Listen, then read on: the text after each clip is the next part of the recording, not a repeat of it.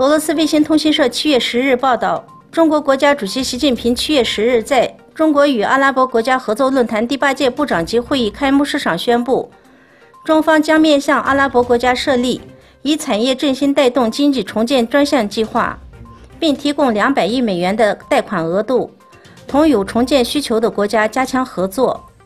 习近平还宣布，中国在向叙利亚、也门、黎巴嫩、约旦人民提供6亿元人民币的援助，用于当地人道主义和重建事业。中国还将同地区国家探讨实施总额为10亿元人民币的项目，支持有关国家维稳能力的建设。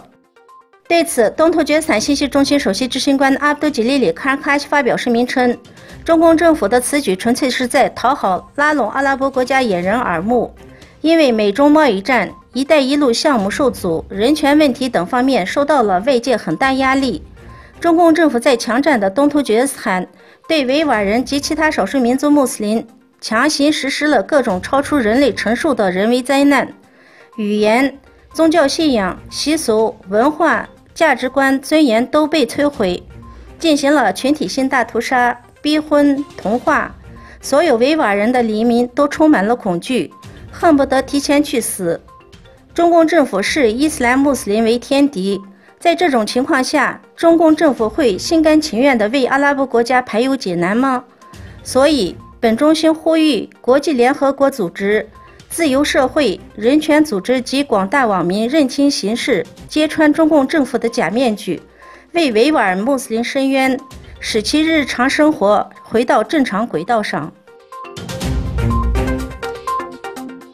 中共政府对新疆穆斯林人员的监控遍布中国境内所有机场，并受到歧视性盘问。警察只要发现他们是新疆的穆斯林，立即将其带入一房间，由新疆本地公安通过视频审问。此行为严重侵犯了人权。据报道，以沙特阿拉伯为首的联军派遣部队前往也门对抗叛军胡塞，但没有提供被派遣人员人数以及国籍资料。据报道，北约国家元首和政治首脑会议将于7月11日至12日在比利时首都布鲁塞尔北约新总部大楼召开。阿尔多安将与美国总统特朗普、法国总统马克龙和英国首相梅等北约国家领导人参加峰会并举行双边会谈。陪同阿尔多安参加峰会的新内阁成员包括外交、国防、能源与自然能源等部的部长。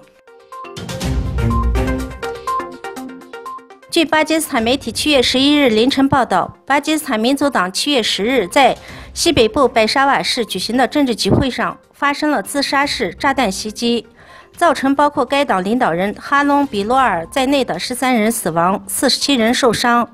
警方表示，初步调查显示，袭击者使用了至少8公斤的爆炸物。目前尚无任何组织或个人宣称制造了这起袭击事件。